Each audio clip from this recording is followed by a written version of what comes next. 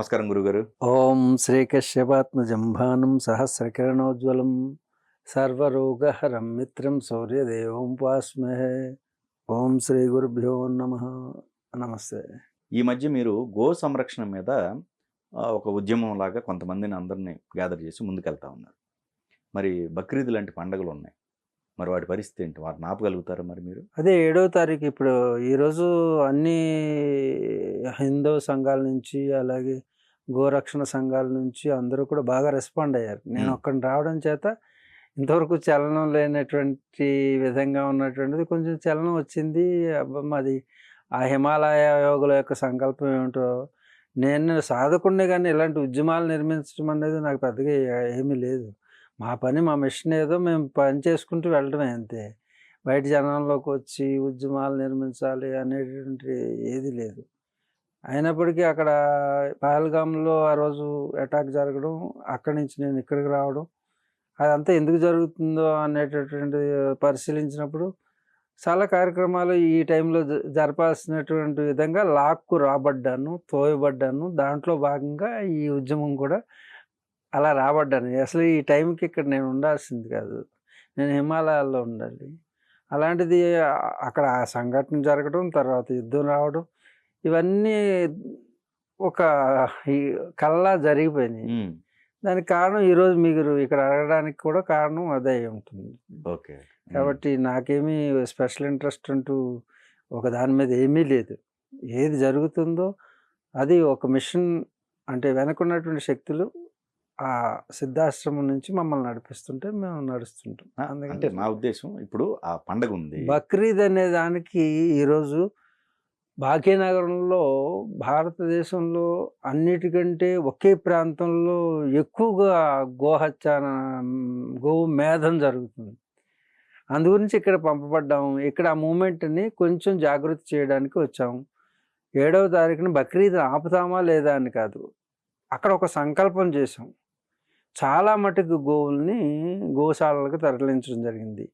ప్రభుత్వం కూడా పోలీస్ వ్యవస్థ ఇదంతా కూడా పోస్టులు పెట్టి, నేను ఎప్పుడైతే వస్తున్నాను పలానా ఇది తారీఖున ఈ ప్రెస్ మీటు ఇది ముందు నుంచే ప్రచారం చేశాం కాబట్టి పోలీస్ అంతా కూడా అక్కడికి వచ్చారు. కూడా పోలీసు కూడా ఏదో గొడవలు చేస్తారో అల్లరి చేస్తారేమో.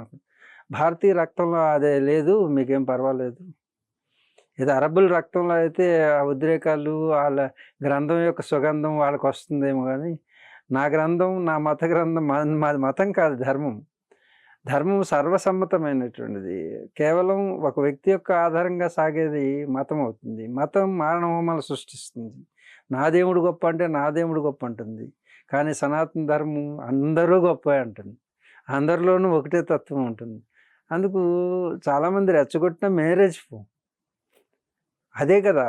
ఈరోజు అరబ్బులు కానీ లేకపోతే పార్సీలు కానీ బ్రిటిష్ వాళ్ళు కానీ అనేక మంది వచ్చి పరిపాలించినా సరే, మీరు మాకంటే బెటర్గా పరిపాలిస్తే పరిపాలించండి అని వదిలేసాం. అలాంటిది భారతదేశం ఒక్కటే ఎవరి మీద యుద్ధం చేయనటువంటి సంస్కృతి, అది వేద సంస్కృతి. భూమంతా నా పుత్రులే, అహం భూమిపుత్ర అంటుంది. భూమి మీద పుట్టిన ప్రతి ఒక్క జీవి కూడా, అంటే చీమ దోమ నా జాతి కాదు అనడానికి లేదు. అలాంటి సంస్కృతిని భరతమాత మనకు అందించింది. కాబట్టి సహజంగా మనం ఎంత ఉద్రేకపరిచినా మన జాతి ఉద్రేకపడదు. అందుకని ప్రతి ఒక్కరికి మనం అంటే లోకుగా ఉంది. కానీ మనం ప్రకృతి కోసం సహనంగా ఎదురు చూస్తుంటాం. దీన్ని తితిక్ష అంటారు. Okay okay. తితిక్ష ఇది ఎక్కడ ఈ పదం ఇంకెక్కడ ఉండదు. తితిక్ష అంటే ఏది జరుగుతున్నా అది మన ప్రారంభంలో జరుగుతుంది అనేటటువంటి సహన శక్తి, ఓర్పు మన ఇంట్లోనూ, మన ఒంట్లోనూ, మన ప్రతి దాంట్లోనూ అది కనపడుతుంది. అందుకే మనం గట్టిగా ఏదైనా చేద్దామన్నా అది చేయలేము, ఎందుకంటే మన ధర్మం అడ్డొస్తుంది. అది ఇక్కడ ఇంకొక ఇన్ఫర్మేషన్ ఏంటంటే, ఇప్పుడు హిందువుల్లోనే వాళ్ళే గోవులకు సంబంధించి మీడియేషన్ మళ్ళీ హిందువులే ఉంటారంట. అవును. సో వాళ్ళకి అమ్మిన తర్వాత ఇవి ట్రాన్స్ఫర్ ఎక్కడ అవుతున్నాయి? వీటిని చంపేటప్పుడు మాత్రం అప్పుడు వేరే అన్య మతస్థుల దగ్గరికి వెళ్తున్నాయి. ఈ మధ్యలో ఈ వ్యాపారం జరిగేదంతా కూడా ఇది హిందువులతోనే జరుగుతుంది అనేది ఒక ప్రచారం జరుగుతుంది. ఆ హిందువులతో జరుగుతుందా లేదా అనేది కాదు ఇక్కడ. హిందువులు ముస్లిం అనేది కాదు, అధర్మం చేసేవాడు అదొక జాతి. అతను ఎవరైనా అది ఎవరైనా ఒకటే. వాళ్ళు వ్యాపారస్తులు అంతే. ఓకే. వాళ్ళు వ్యాపారం చేస్తున్నారు. దేంతో వ్యాపారం చేస్తున్నారు? తల్లితోటి చెల్లితోటి కూడా వ్యాపారం చేస్తారు వాళ్ళు. అర్థమైందా? భార్యతోటి కూడా వ్యాపారం చేయవచ్చు. వాళ్ళ వ్యాపారస్తులు. వ్యాపారానికి ఒక వస్తువు అవసరం. అది ఏ వస్తువు అనేది వాళ్ళకి అవసరం లేదు. ధర్మాధర్మాలు లేవు. మరి అప్పుడు దానికి మతం అని ముసుకెందుకు? మతం ఎక్కువ శాతం ఆ మతం వాళ్ళు దాంట్లో పాల్గొనడం వలన మీరు చేయొద్దు నాన్న వాళ్ళకి కనపడుతున్నారు ఎదురుగాను. ఎందుకంటే కనపడలేదు. చివరికి మాంసభక్షణ చేసేవాళ్ళు వాళ్ళే కాబట్టి. Okay okay. ఇప్పుడు గోమాంసం భక్షణ చేసేటటువంటి వాళ్ళు ఉండబట్టే కదా వ్యాపారం జరుగుతుంది. చాలా మంది అంటుంటారు, నువ్వు కన్జ్యూమర్ లేకపోతే ప్రొడక్షన్ ఎక్కడ ఉంటుంది? ఓకే. అంచేత కన్జ్యూమర్ది మెయిన్ కన్జ్యూమ్ చేస్తున్నాడు. వాళ్ళు ఏమంటారు, ప్రొడక్షన్ లేకపోతే కన్జ్యూమ్ ఎందుకు చేస్తామంటారు. ఈ విధంగా ఉంటుంది. నిజానికి ఇక్కడ ఎక్కువగా కన్జ్యూమ్ చేస్తున్నారు కాబట్టి ఈ హైదరాబాద్లో ఎక్కువగా, లేకపోతే 1,00,000 2 లక్షలు పెట్టి ఒక నంది స్వరూపాన్ని కసక్కని కోసేస్తే కషాయతనం ఎక్కడి నుంచి వచ్చింది? అంటే కేవలం దాంట్లో మాంసం చూస్తున్నాడు, రక్త మాంసాలు చూస్తున్నాడు. ఎంత పైశాచికత్వం! ఇది మన దేశం. అంటే మన దేశం అంటే ఎక్కువ శాతం 80% ఉన్నటువంటి సనాతనీయుల దేశం. అంటే 80% ఉంటాయి, మిగతా 20% ఎవరు? అరబ్బులకు పుట్టిన వాళ్ళు కాదు. ఆ 20% కూడా సనాతనీయులే. కాకపోతే వేరే ధర్మం కాదు అది, వేరే మతాన్ని, వేరే దైవాన్ని వాళ్ళ తల్లిదండ్రులు, వాళ్ళ ముత్తాతలు చూసినట్టయితే వాళ్ళందరూ కూడా భారతీయులే. కావస్తే DNA టెస్ట్ చేయించుకోండి. ఇప్పుడు ముస్లిమ్స్ అందరూ కూడా మీలో భారతీయ రక్తమే ఉంటుంది. ఏదో కొద్దిమంది పాకిస్తాన్ రక్తం ఉంటుంది, వాళ్ళు కూడా భారతీయులే. పాకిస్తానీయులు కూడా భారతీయులే. అరబ్ నుంచి వచ్చినటువంటి బ్రీడ్ ఏది ఉంటే వాళ్ళు ముస్లిమ్స్. కానీ భారతదేశంలో ఉన్న వాళ్ళు ముస్లిమ్స్ కాదు. వాళ్ళ పూర్వీకులందరూ కూడా స్వర్గంలో కనుక ఉన్నట్టయితే వీళ్ళని చూసి బాధపడుతూ ఉంటారు. కాబట్టి వీళ్ళందరి యొక్క పూర్వీకులందరూ కూడా భారతీయులే, అందరం సనాతనీయులమే. కాబట్టి ఎవరైతే పరిపాలన చేస్తున్నారో మొఘల్ సామ్రాజ్యంలో బలవంతంగా మీ స్త్రీల్ని బలవంతంగా చేరుస్తాం, మిమ్మల్ని చంపేస్తాం, అప్పుడైనా మీ స్త్రీలు మాలోకి వస్తారు, మీరు మతం మారితే వదిలేస్తాం, ఇలా భయపెట్టి మొత్తం అందరూ మీ పూర్వీకులను అందరినీ కూడా ఇస్లాంలోకి మార్చినటువంటిది. కాబట్టి ఎవరు ఇక్కడ ఉన్నటువంటి ముస్లిమ్స్ చూడండి, సాధ్యమైనంత మటుకి అక్కడున్నటువంటి సిరియాలో ఉన్నటువంటి ఐసిస్ మోకల్లా ఉండరు, ఆఫ్ఘనిస్తాన్లా కరడుగట్టినట్టు ఉండరు. భారతీయ హృదయంతో కలిగినటువంటి ఇస్లాం ఉంటుంది ఇక్కడ. అందుకే వాటికి సాధారణంగా అక్కడ నుంచి రెచ్చగొడుతూనే ఉంటారు ప్రతి క్షణం. దాంట్లో ఏం చెప్తున్నారు వాళ్ళు, ఇది తాత్కాలికమైన జీవితం, ఈ జీవితాన్ని తృణప్రాయం చేస్తే పైన జన్నత్ అనేటటువంటి ఒక శాశ్వతమైనటువంటి జీవనాన్ని కల్పించారు. కల్పన దేని ద్వారా? వాళ్ళ యొక్క మత గ్రంథం ద్వారా. అందుకు తృణప్రాయంగా జీవితాన్ని ఇక్కడ త్యజించడానికి సంసిద్ధుడవుతున్నాడు. ఏంటి? కాఫిర్ని నాశనం చేస్తే నీ దేవుడు నిన్ను స్వర్గలోకంలో నీకు అన్ని వసతులు కల్పిస్తాడు. కాఫిర్ అంటే విగ్రహారాధన చేసేటటువంటి వాళ్ళు. అల్లా కాదని ఎవరైనా సరే, అల్లా ఈ సృష్టిని అంతా సృష్టించాడు, సృష్టించినటువంటి వాడిగా అయి ఉన్నటువంటి వీడు ఇంకొక దేవుణ్ణి కల్పిస్తున్నాడు కాబట్టి వాడిని ఖతల్ కరు, వాడిని చంపేయి అని స్వయంగా ఆ గ్రంథంలోనే రాసుంటే అప్పుడు ఏం చేస్తాడు? మతం పేరుతో మారణ హోమం సృష్టిస్తాడు. అదే ఈరోజు జరుగుతుంది. అంటే ఇదే మదర్సాల్లో బోధించేది చదివించరు వాళ్ళు.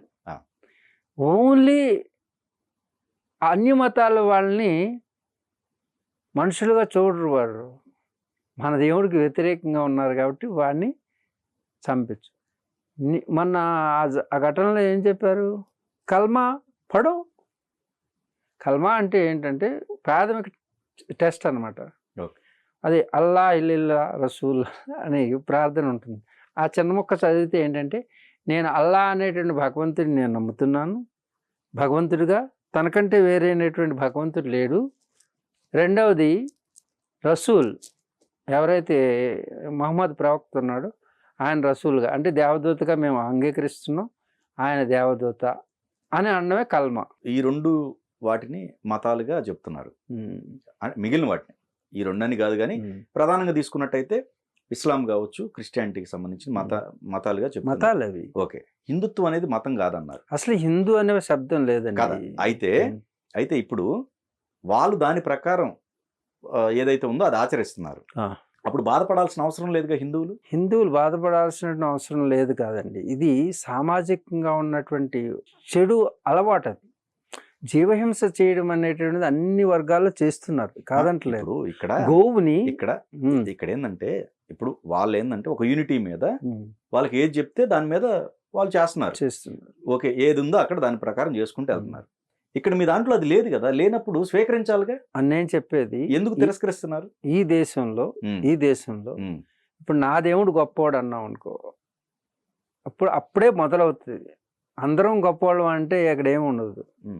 ఈ మతాలు ఏం చేస్తున్నాయండి, మా దేవుడు నిజ దేవుడు, మీ దేవుడు అంటే మీ ఇంటికి వచ్చి, ఇప్పుడు అది వాళ్ళ తప్పు కాదు కదా. లేదండి, మీ ఇంటికి వచ్చి మీ ఇంట్లో ఉన్నటువంటి మీరు ఆరాధించేటువంటి అలవాట్లని, మీ తప్పు, మీరు ఉట్టినే వచ్చిన గెస్ట్. అర్థమైంది? ఇక్కడ మీరు పుట్టినప్పటికీ ఏంటంటే మీ ఆచారం గెస్ట్. ఈ దేశంలో మనం చోటిచ్చాం, ఏది మన ఇంట్లో చోటిచ్చాం. వాళ్ళ ఆచారాన్ని ఆచరించుకోమన్నాం. ఆచరించుకున్నా పర్వాలేదు, వాళ్ళ దేవుడు అని చెప్పుకున్నా పర్వాలేదు. కానీ మీ ఇంట్లోనే తిరగబాటు చేస్తే, తిరుగుబాటు చేసి మీరు చూడండి, భారతీయ సంస్కృతి ఎలా ఉందో చూడండి. భరతమాత అనుకోండి, తల్లి అనుకోండి. ఈ తల్లి తన బిడ్డలని జాగ్రత్తగా చూసుకుంటుంది. తన వనరులన్నీ కూడా బిడ్డలకు పెట్టుకుని చూసుకుంటుంది. ఈలోపు అదే వయసులో ఉన్నటువంటి బిడ్డ ఎక్కడి నుంచో వచ్చాడు ఆకలితో. ఎడారిలో అవన్నీ తినడానికి బియ్యం పండవు. అసలు మిడిల్ ఈస్ట్లో అసలు బియ్యం అనేది ఆలోచనే లేదు. పోనీ యూరోప్లో ఉందా అంటే యూరోప్లో కూడా బియ్యం లేవు. ఎందుకంటే ఇక్కడేమో అంత ఎడారి, అక్కడ అంత ఐసు.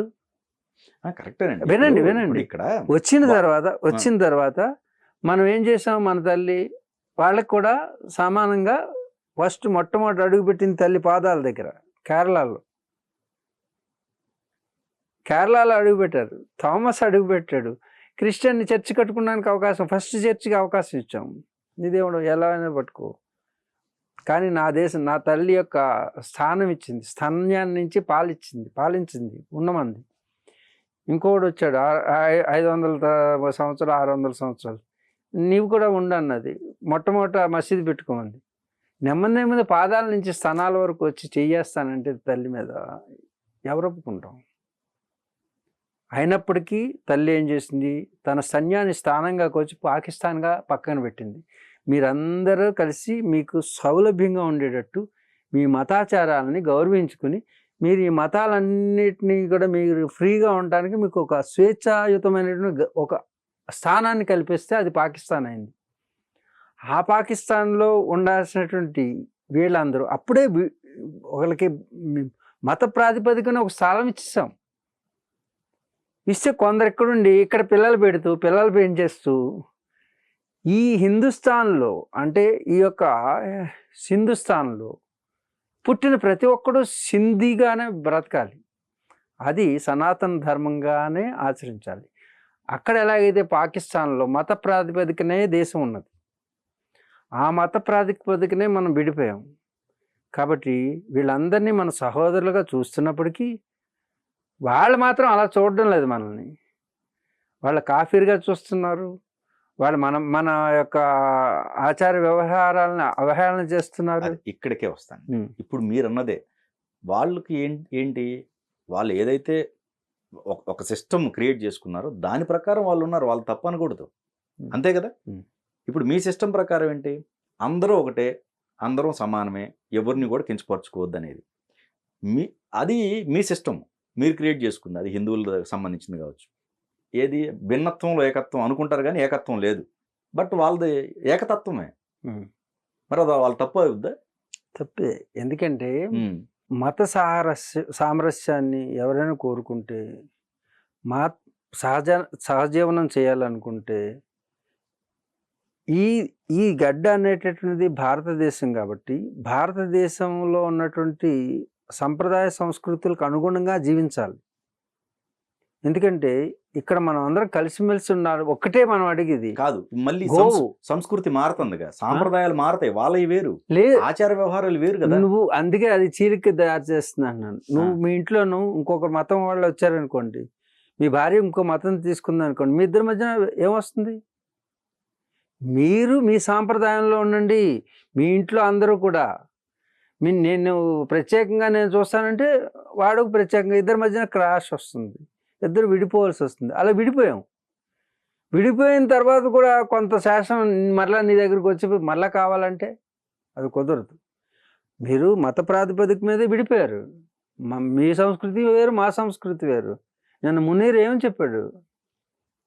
మీ ఆలోచన, మీ सोच विचार अलग है, मेरा सोच विचार अलग है, मेरा अल्लाह, मेरा సంప్రదాయ अलग है, सब कुछ अलग है అని చెబుతున్నాడే, పక్కనే చెబుతున్నాడు కదా. మేమెందుకు ఎందుకు అనకూడదు?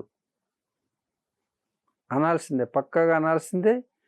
నా గోమాతమే అనడానికి కూడా అవకాశం లేదు కదండి. ఎందుకు లేదు? ఎందుకంటే మీరు చెప్పిన దాని ప్రకారం మీరందరూ, మీరనే కాదు చాలా మంది కూడా, మాది అసలు మతం కాదు, మాది సనాతనం, మేమందరం చాలా కూల్గా ఉంటాం, ఉన్నాం కదా. అదే మాకు అసలు ఇదేం లేదు అన్నప్పుడు వాళ్ళది ఏదైతే ఉందో వాళ్ళ సిస్టమ్ ప్రకారం వాళ్ళు నడుచుకుంటున్నారు. వాళ్ళ తప్పు అనేది బకరా ఈద్. అది బకరా అంటే మేక, అదేనా?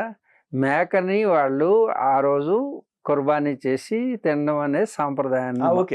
వినండి వినండి, బక్రీద్ కాదు నేను చెప్పేది, అసలు హోలో మొత్తం. మీరు బక్రీద్ గురించి ముందు అదే హోల్ ఏం లేదండి. ఇప్పుడు లడాయి, ఇప్పుడు మనం ఈరోజు ఇప్పుడు కరెంట్ అఫైర్స్ ఏంటి మనం చూసేది? నా గోవుని నువ్వు హత్య చేయొద్దు అంటాను. తప్పులేదు.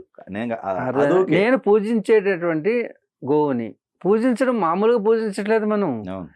అది బిడ్డను కన్నటువంటి మా తల్లి పాలివ్వకపోతే అది పాలిచ్చి పోషిస్తుంది. తన యొక్క గోమయాన్ని పెట్టి అణుధార్మిక శక్తిని నివారిస్తుంది. గోమయంతో, తన యొక్క యూరిన్ తోటి ఎన్నో ప్రయోజనాలు ఉన్నాయి. భూమండలం మీద ఏ మరొక జీవికి లేనటువంటి ప్రయోజనాలు ఉన్నటువంటిది ఏనాడో గుర్తించింది భారతీయ సంస్కృతి. అందుకే ముక్కోటి దేవతలు దాంట్లో ఉన్నారంటే దేవుళ్ళు కూర్చున్నారని కాదు.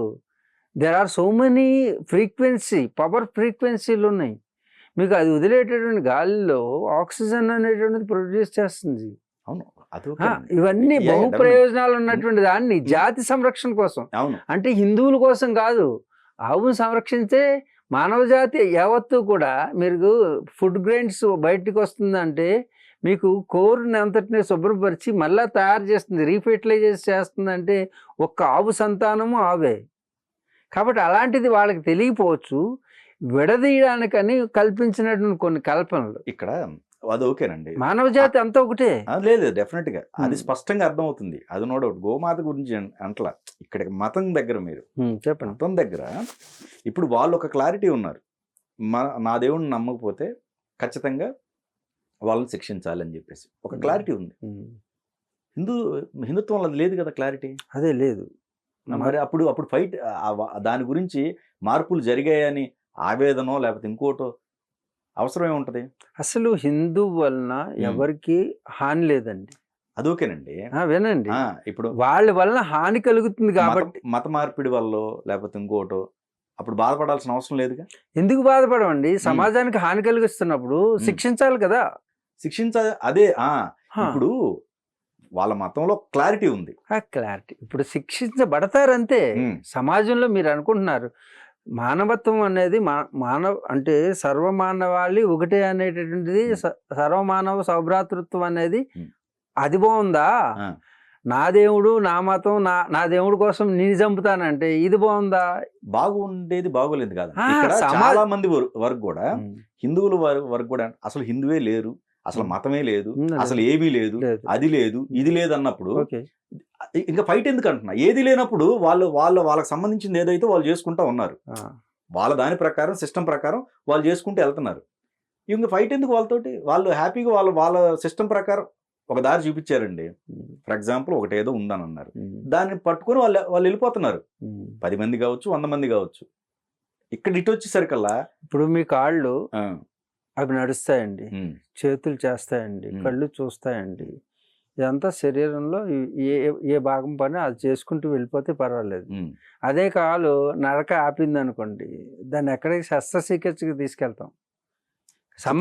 సమాజం అనే శరీరంలో ఉమ్, ఎవరు మతానుసారంగా ఎవరి పని వాళ్ళు చేసుకుంటే పర్వాలేదు. ఇంకొక దానికి హాని కలుగుతుంది అన్నప్పుడు తప్పకుండా దాన్ని శస్త్రచికిత్స చేయాల్సిందే. అలాగే ఈ మతాలు ఏమైనాయి అంటే ఇదివరకులో ఎవరి పని ఇప్పుడు ఉమ్, 55 దేశాలు ఉన్నాయండి, ఇస్లాం దేశాలు.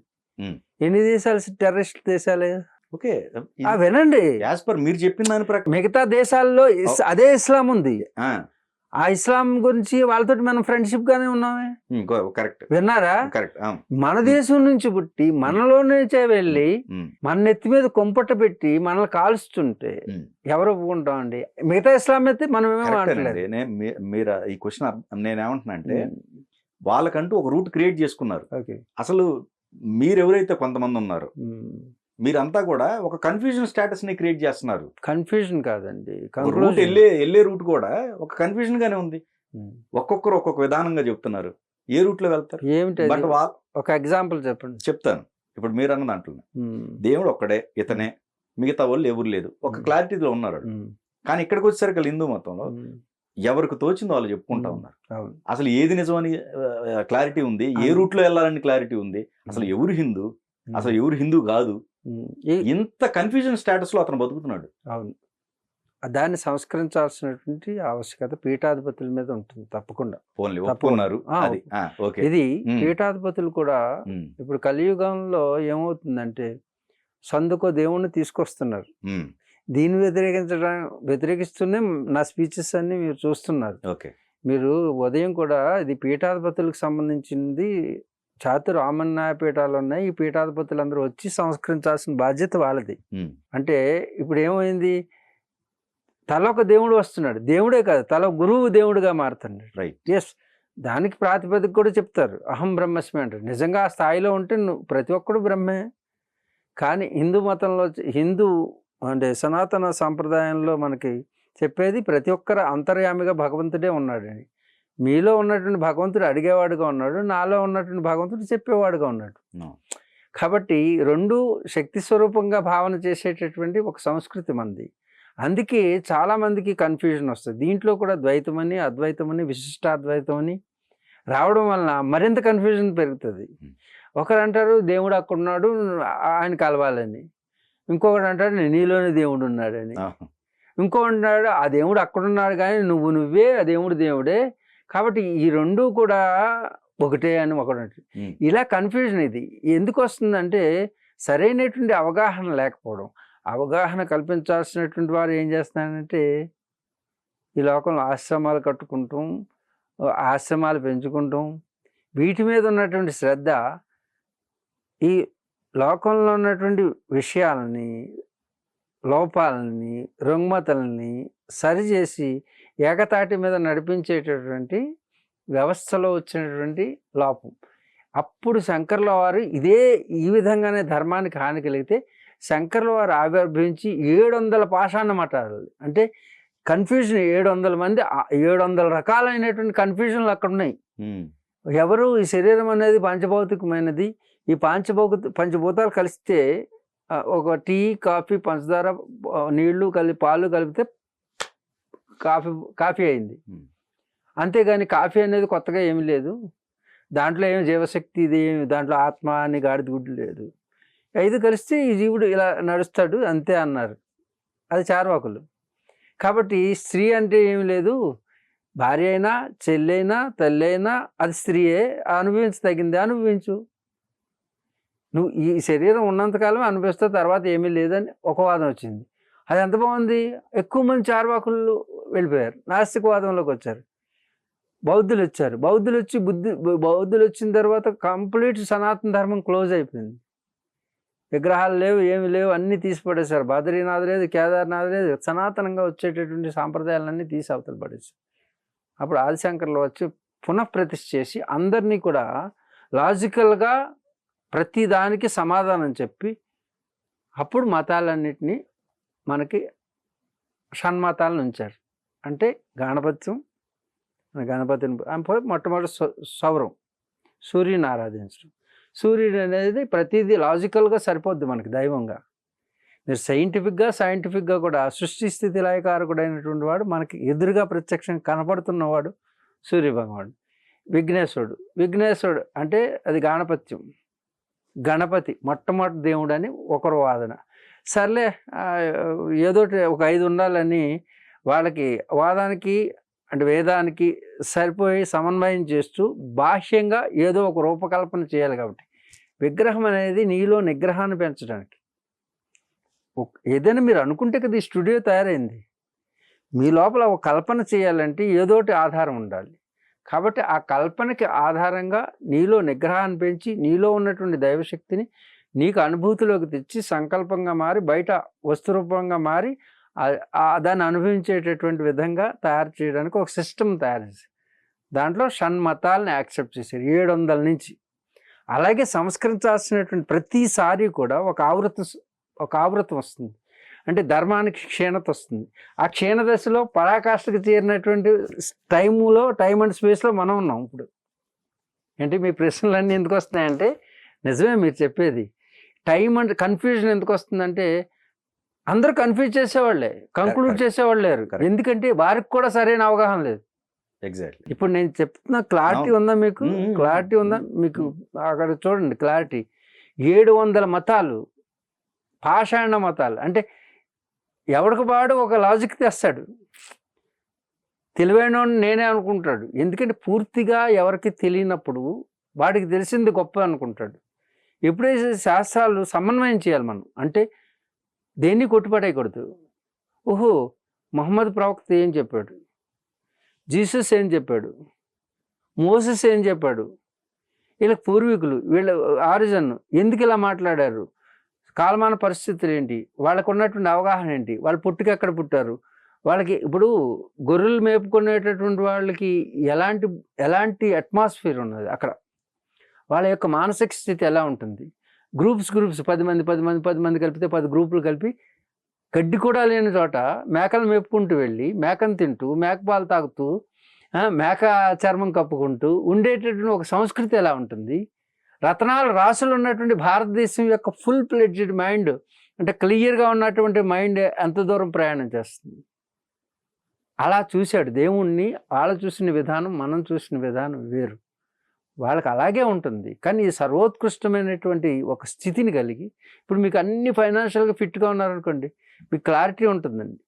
ఒక విషయాన్ని క్లియర్గా తెలుసుకోగలుగుతారు. ఎందుకంటే దేని మీద ఉండదు మీకు అర్థం. మీరు ఏ లక్ష్యం చేరాలో ఆ లక్ష్యం మీదే ఉంటుంది.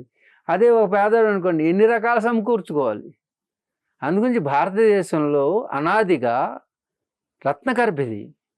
ఎందుకు రత్నగర్భ అంటే దీని పాదపీఠకు చూడండి ఇలా ఉంటుంది. ఎందుకంటే చుట్టూ 3 వైపుల సముద్రం ఉంటుంది. 3 వైపులా సముద్రం ఉండి మిగతా వాటికి చుట్టూ ఉండొచ్చు, కానీ ఒకవైపు ఉండొచ్చు. దీనివలన శీతోష్ణ సమస్థితి అంటే 6 ఋతువులు దీంట్లో వస్తాయి భౌగోళికంగా. 365 రోజులు కూడా సూర్యుడు ఉంటాడు. Sun is the resource of the entire globe. సూర్యుడు తప్ప రిసోర్స్ ఇచ్చేటటువంటి ఇంకోడు లేడు.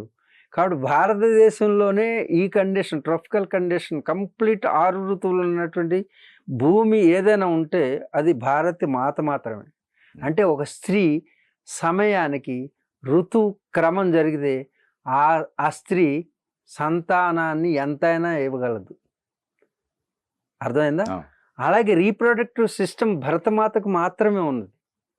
కాబట్టి మన దగ్గర ఉన్నటువంటి సంపదలు ఇంకెక్కడ మినరల్స్ కానీ ఉంటాయి. ఒక్కో చోట ఒక మినరల్ ఉంటుంది, మన దగ్గర కాదు. ప్రపంచానికి ఒక మినీ ప్రపంచం. అంటే భూమి యావత్తు ఉన్నటువంటి కండిషన్స్ కానీ, భూమిలో ఉన్నటువంటి ఆల్ టైప్స్ ఆఫ్ సాయిల్స్ కానీ, భూమి మీద ఉన్నటువంటి అన్ని రకాల పళ్ళు కానీ, ఇవన్నీ ఒక్క భారతదేశంలోనే మాత్రమే ఉంటాయి. అంటే మినీ ప్రపంచం అన్నమాట. ఇక్కడ ఇంకోటండి. ఆ, ఓకే. మతానికి సంబంధించి మత మార్పిడులు అనేది ఈ మధ్య బాగా వాళ్ళలో కూడా వ్యతిరేకత అనేది మనం చూస్తున్నాం. అయితే కొన్ని గణాంకాలు బయటకు వచ్చాయి. వాటిలో చూస్తే ఎక్కువ శాతం హిందువులే కన్వర్ట్ అయిన వాళ్ళు ఉన్నారు. ఆ, వేరే ఏ మతస్థులకు సంబంధించింది లేదు. అంటే ఇక్కడ ఎందుకు ఇలా జరిగింది ఓన్లీ హిందువులు అనేది? ఇప్పుడు హిందువులు కన్వర్ట్ అవుతున్నారంటే ఇక్కడ ఇతర దేశాల నుంచి హిందువులు జనరల్గా ఏంటంటే ఎక్కువ సంపదల మీద పోగు చేసుకోవాలనేటటువంటి ఆలోచన లేనటువంటిది. మిగతావన్నీ కూడా సంపన్న దేశాలు ఎందుకు అవుతున్నాయంటే భౌతికంగా ఆధ్యాత్మిక జ్ఞానం కాదు వాళ్ళకి, భౌతికమైనటువంటి అనుభవం మాత్రమే జీవితం అనుకుంటారు. తర్వాత వాళ్ళకు ఉన్నది జన్నత్, ఆ పరలోకం, రెండు మతాలకి.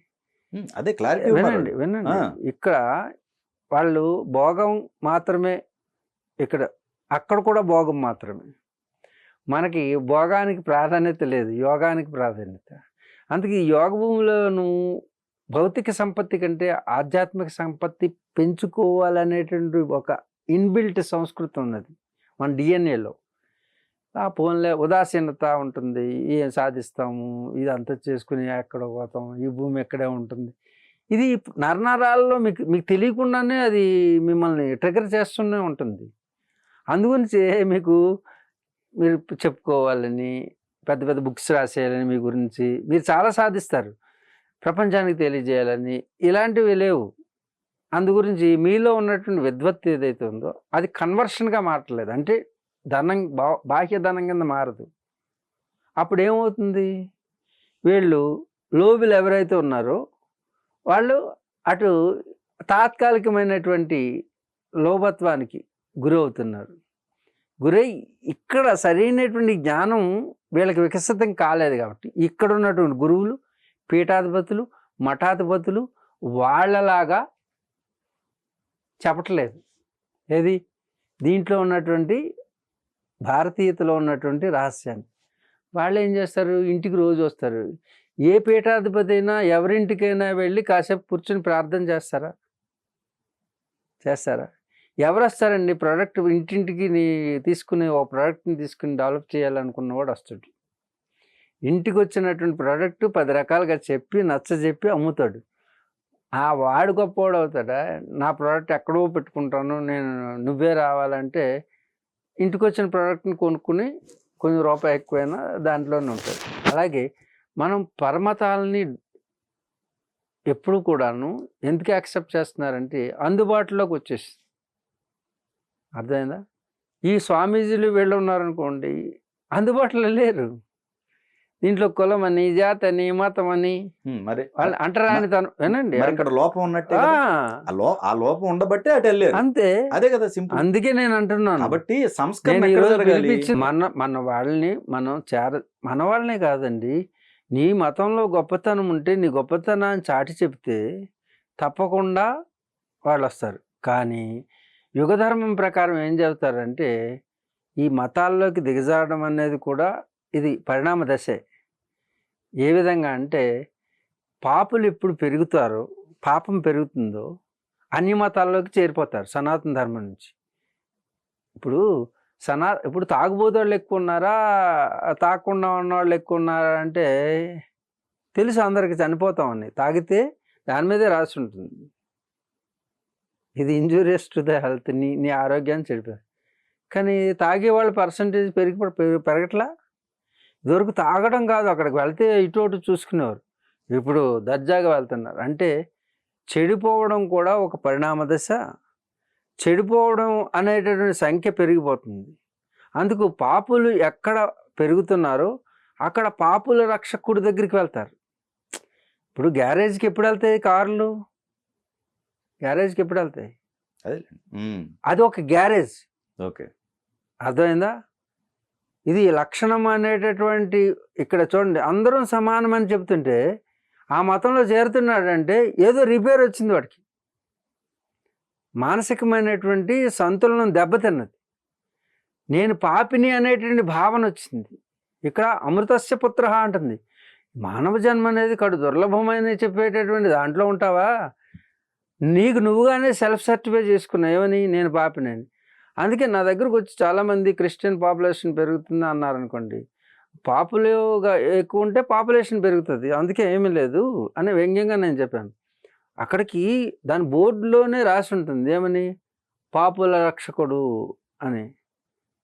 అంటే నీకు నువ్వుగానే పాపిగా నువ్వు డిక్లేర్ చేసుకుని దాంట్లో చేరతావు, మాకేం అభ్యంతరం, చేర్పు. అర్థమైందా? అలాగని చేరిపోమంటలేదు. మన మతంలో అంటే మన యొక్క సనాతన ధర్మంలో ఉన్నటువంటి వసుదైక కుటుంబకం అనేటటువంటి ఒక ఆలోచనని దాన్ని సరిగా అవగాహన అయ్యేటట్టుగా చెప్పట్లేదు. కాబట్టి అదొక లోపం. అలాగే వాళ్ళు రోజుకి ఒక 5 సార్లు నమాజ్ చేస్తారు.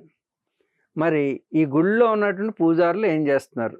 అదే ప్రశ్న ఈ మధ్యన ఎవరో వేశారు. ప్రతి పూజారి కూడా ముల్లాల్లాగా నేర్చుకోండి అని చెప్పాడు. అంటే ప్రతి పూజారి కూడా విద్యుక్త ధర్మాన్ని నిర్వర్తించి కేవలం నెత్తి మీద షడగోపురం పెట్టి కింద పళ్ళెం పెట్టడం మాత్రమే కాదు, మీకంటూ ఒక బాధ్యత ఉంది. సమాజం అంతా కూడా మీకు గౌరవిస్తుంది, మీరు చెప్పిన మాటను ఆదరిస్తుంది. కాబట్టి ప్రతి గుడి కూడా ఒక బడి కావాలి, అమ్మ ఒడి కావాలి అనేటటువంటి ఆ యొక్క ఆలోచనతోటే గుళ్ళు వచ్చినాయి. కానీ ఈ మధ్యన వ్యాపార కేంద్రాలుగా మారిపోతే దాని యొక్క పర్యవసానం ఈ మత మార్పిడికి కారణమవుతుంది. ప్రతి ఒక్కరూ కూడా బాధ్యతగా గుడిలో ఉన్నటువంటి ప్రతి పూజారి కూడా రేపటి నుంచి గోవు గురించి చెప్పాలి, మన యొక్క సనాతన ధర్మం గురించి చెప్పాలి. అలా చెప్పని వాడు ఆ గుడి నుంచి వెలివేయాలి. ఇలా చేసినట్టయితే కొంత సంస్కరణ జరుగుతుంది. ఓవరాల్గా చూసినట్టయితే యుగధర్మం అంటూ ఉంటుంది. కలియుగంలో సనాతన ధర్మానికి, సత్యానికి కాకుండా వాస్తవానికి, నిజానికి ఎక్కువ ప్రాధాన్యత ఇస్తారు. వాస్తవం అంటే ఏంటంటే వస్తువులతో కూడినటువంటి ప్రపంచం, చూస్తున్నది కనపడుతున్నది వాళ్ళకి కావాలి. అన్నోన్డ్ ఏదైతే ఉందో దైవం అనేది కనిపించేది కాదు. కనిపించింది ఎందుకు? ప్రస్తుతం కనిపిస్తున్నటువంటి ఈ భౌతిక లాభాలే చాలు అనేటటువంటిది వాస్తవం. వీటి ద్వారా కొన్ని ఊహిస్తాం, వాస్తవిక విషయాలను బట్టి కొన్ని ఊహిస్తాం. అంటే ఎవరో వచ్చి 10 మంది వచ్చి నువ్వు ఇక్కడ ఉండగా మీకు ఏది బాగోపోతే ఒక ప్రార్థన చేశాడు అనుకోండి, ఆడు ప్రార్థన చేసినా ప్రారంధం చేయకపోయినా నీ ప్రారంధాన్ని బట్టి నీకు జరిగినా అది జరిగితే వాడు ఖాతాలో వేసుకుంటాడు, జరగకపోతే నువ్వేదో తప్పు చేసావు అంటాడు. మరలా దాన్ని తప్పు చేసినప్పుడు మరింత ప్రార్థన చేయమని దాంట్లో ఉంచుతాడు. జరిగింది కాబట్టి నువ్వు ఈ దేవుడే నిజమని. ఇదంతా కూడా ఒక సైకలాజికల్ గేమ్ అన్నమాట. ఆ గేమ్ని ఆధారం చేసుకునే మతాలు వచ్చినాయి. అదే. అండ్ ఇంకోటండి, ఇక్కడ గుడి విషయాన్ని ప్రస్తావించాం. ఇప్పుడు మనకి మసీద్ తీసుకున్నాం, చర్చ్ తీసుకున్నాం. అక్కడ ఈ విఐపి కేటగిరీ అని చెప్పేసి ఇంత డబ్బులు కట్టి చూడాలని చెప్పేసి అవి లేవే. మరి ఇక్కడ దేవుని చూడటానికి ఇంత డబ్బులు అని చెప్పేసి అఫీషియల్గా అమౌంట్లు పెడుతున్నారు. అది ప్రభుత్వాల యొక్క లోపం. మరి ఇంకప్పుడు దాని గురించి చర్చ ఎందుకండి? ఇంకా చర్చ ఏంటి? అదే కదా, ఇప్పుడు అతను మారాడను లేకపోతే ఇంకోటను, లేకపోతే అవసరం ఏముంది ఇంకప్పుడు? ఇప్పుడు మార్పు అనేది సహజంగా వస్తుంటుందండి. ఎప్పుడైతే డబ్బు అనేది ఒకటి అలా కాదండి పెట్టారు, మీ పిల్లోడు అలాగే ఉంటాడని మీరు ఏమో అనుకున్నా ఉంటారు.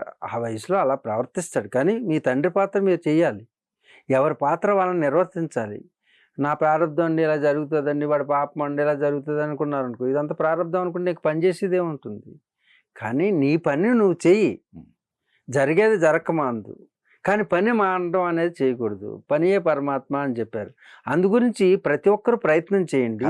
వాళ్ళలో ఉన్నటువంటి మంచితనాన్ని, ఎంత డబ్బు ఉంటే ఎంత డబ్బు మీరు పెట్టగలిగితే అంత బ్రహ్మాండంగా దేవుడి దగ్గరికి వెళ్ళిపోయి చూడటం అన్నమాట. ఇది వ్యాపార కేంద్రాలు అయిపోయింది. అదే అక్కడ అర్థం ఏముంటది అక్కడ? దేని గురించి ఇతను రావాలి గుడికి, దేని గురించి అతను ఇంకొకరికి చెప్పాలి నా గుడి మంచిదని చెప్పి? అయితే అక్కడ లేదా ఇది? ఏది అక్కడ లేదా? ఇంతకన్నా ఎక్కువ దోపిడీ ఉంటుంది. 10%, అది 10% ఇవ్వాల్సింది అడుక్కునేవాడి దగ్గర నుంచి. ఇప్పుడు దాని మీద కూడా వాళ్ళు రివర్స్ అవుతున్నారు. అక్కడ కూడా అన్ని చోట్ల రివర్స్ అవ్వాలి. అదే హిందూ అయినా లేదు, ఎవరైనా అరే దేవుడి పేరు చెప్పి దోపిడీ అండి. అదే స్వామీజీ పేరుతో చెప్పండి, ఓ హోమనో యజ్ఞమనో నువ్వెవడు వాళ్ళు చేసుకోమను. నా దగ్గరికి ఎవరైనా వస్తే నేను అదే చెప్తాను, నేను ఇలాంటివి చేయించను. నా తపశక్తితోటి ఏమైనా మీకు మంచి జరగాలనుకుంటే నేను సంకల్పం చేయగలుగుతాను, అంతకు మించి ఏం లేదు. నా చేతిలో ఏం పెట్టద్దు. ఇప్పుడు ఇది వేసారనుకోండి, ఇక్కడికి వస్తే అవి ఎవడు మోసుకెళ్తాడండి కూడాను, అక్కడే పనిచేస్తాను నేను. ఇప్పుడు హైదరాబాద్ వచ్చానండి, ఉదయం నుంచి అసలు ఒక్క క్షణం తీరిక లేకుండా జనం అంతా ఏ ఓటు ఇస్తుంటారు. అది అక్కడే ఇచ్చేసామనుకోండి, చేతులు హాయి ఖాళీగా ఉంటాయి. అవన్నీ మోసుకెళ్ళి ఎక్కడ మోసుకెళ్తావు? ఇప్పుడు నేనా తిన్ను, ఆ సిస్టమ్ రావాలి. ఓకే, నీకు గుళ్ళో ఎవడైనా దానం చేస్తే అది అమ్మేసుకుంటాం. నీకు అవసరానికి ఎంతో అంత వాడుకుని మిగతా పక్కన వాడికి ఇచ్చేసావు అనుకో, అది పునరావృతి అవుతుంది. ఈ సమాజంలో నీకు రీసైక్లింగ్ అవుతుంది. అలాంటి బుద్ధి లేకుండా అందరూ దాచుకుంటాం మొదలుపెట్టారు. పెద్ద పెద్ద విగ్రహాలు, వీడు కట్టాడంటే వాడు, ఈ మతం వాడు కట్టాడంటే ఆ మతం వాడు, ఆ మతం వాడు కట్టాడండి. ఎందుకు? అది ఒక వీక్నెస్, మానసికమైనటువంటి దౌర్బల్యం. ఈ దౌర్బల్యాలన్నీ చూస్తుంది ప్రకృతి. మీరు అంటున్నారు కదా, సమాధానం మనం కొట్టుకుంటాం కాదు, మన పని మనం చేస్తున్నాం అంతే. లేదండి, ప్రకృతి ఏం చేస్తుంది? ఇక్కడ కూడా గుడి గుడ్ల సంరక్షణకి ఖచ్చితంగా డబ్బు అవసరం, కానీ అలా జరగట్లేదండి. ఇది జరుగుతుంది గతంలో. ఇప్పుడు అలా జరిగితే ఓకే, ఎందుకంటే శిథిలావస్థలో ఉన్నటువంటి చాలా గుళ్ళు ఉన్నాయి, వాటన్నిటికి కూడా పూర్వవైభవం తీసుకురావాలి, అది నో డౌట్. కానీ అలా జరగట్లా భక్తుల విషయంలో. దీనిపైన మీ అభిప్రాయం ఏంటి? ఇప్పుడు గుడిని పోషించాలంటే దానికి ప్రతి ఆలయానికి గతంలో మా అమ్మమ్మ గారు ఉన్నారనుకోండి, ఒక 10 ఎకరాలు ఒక గుడికి రాసి ధ్వజస్తంభాన్ని, దీపం ఖర్చు కూడా, దీపం పెడతారు ఎప్పుడు కార్తీక మాసంలో. ఆ దీపానికి ఇన్ని సంవత్సరాల్లో, ఒక 50 సంవత్సరాల్లో ఎంత అవుతుంది, దానికి కూడా ఒక నిధిని ఏర్పాటు చేసి, ఆ పూజారి ఎంతమంది పిల్లలకి అంటాడు, ఆ క్యాలిక్యులేషన్ తోటి ఇన్ని ఎకరాలని పెట్టి గుళ్ళు నిర్మించేవారు. మా అమ్మమ్మ అంటే మా అమ్మమ్మ గారు వాళ్ళ అమ్మగారు. ఓకే, అలాగే ఒక ఎడ్యుకేషనల్ ట్రస్ట్ పెడితే మొత్తం 800 ఎకరం ఎన్ని సంవత్సరాలు సరిపోతుందో అనేది ఆ ట్రస్ట్కి ఇచ్చేసి ఈనాటికి సాగుతున్నాయి అవి. మంచిది అది. అర్థం, దాంట్లో మా ప్రమేయం కానీ మెంబర్షిప్ కానీ ఉండదు. ఓకే, ఆ కమిటీలో దానం చేసామంటే మళ్ళీ తిరిగి చూడడానికి లేకుండా, అలాంటి వ్యవస్థలు ఇప్పటికీ ఉన్నాయి, సాగుతున్నాయి. కానీ ఎప్పుడైతే గవర్నమెంట్ హ్యాండ్ ఓవర్ చేసుకుందో వాళ్ళు దుక్కుతున్నారు. ఆ పొలాలన్నీ ఎవరికో ఇచ్చేస్తారు, అది అన్యాక్రాంతం చేసి వాడు సొంతంగా వాడుకుంటాడు. దేవుడికి ఏమిస్తాడు? అలాగ కొన్ని లక్షల ఎకరాలు ఉండిపోయినాయి. కాబట్టి ధూపదీప నైవేద్యాలు లేకుండా దేవుడు ఉండలేడు. కానీ పూర్వం అందరూ ఏర్పాట్లు చేసే వాళ్ళు చేశారు. వాటిని తిరిగి తీసుకుని వచ్చి మనం కనుక సరిగా వ్యవస్థను నడిపిస్తే ఈ లోపాలన్నీ కూడా సరి అవుతాయి.